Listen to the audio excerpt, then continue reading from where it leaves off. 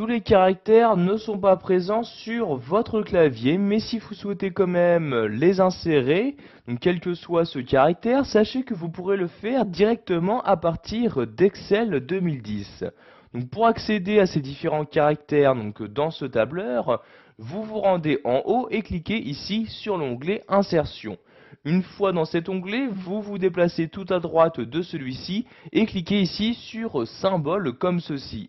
Vous avez donc maintenant une nouvelle fenêtre qui s'ouvre. Dans cette fenêtre apparaissent tous les caractères spéciaux disponibles et donc insérables dans votre document.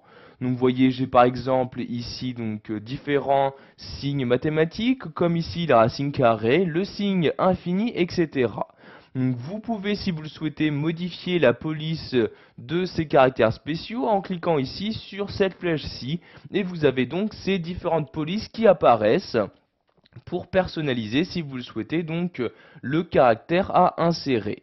Donc vous vous déplacez ici à l'aide du curseur, ici de l'ascenseur, et vous avez donc ici ces différentes polices disponibles.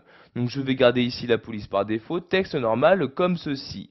Donc vous vous êtes sûrement rendu compte, il y a énormément de caractères spéciaux. C'est pourquoi vous avez la possibilité de les filtrer en sous-ensemble. Donc en cliquant ici sur cette flèche-ci, vous pourrez accéder à un sous-ensemble plus rapidement.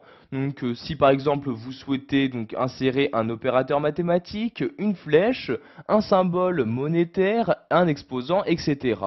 Donc je vais par exemple ici pour l'instant insérer un opérateur mathématique. Je clique donc ici sur opérateur mathématique et j'insère par exemple ici le symbole racine carrée. Je clique donc dessus pour le sélectionner et je clique ici sur insérer pour l'insérer dans mon document.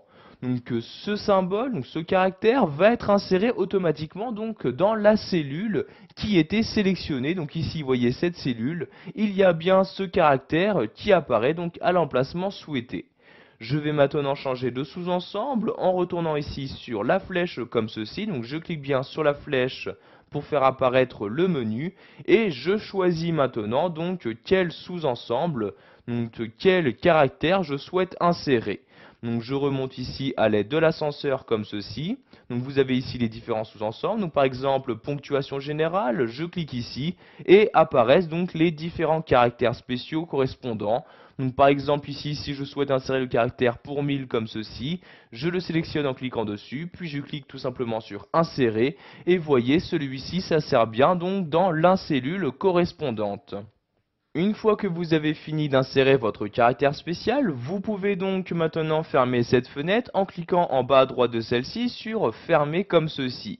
Donc sachez que tout caractère spécial que vous avez inséré se gère exactement comme tout caractère. Vous pouvez y apporter les modifications que vous souhaitez. Donc pour le supprimer, je vais ici placer mon curseur après et appuyer sur la touche retour arrière de mon clavier et voyez le caractère vient tout simplement de disparaître.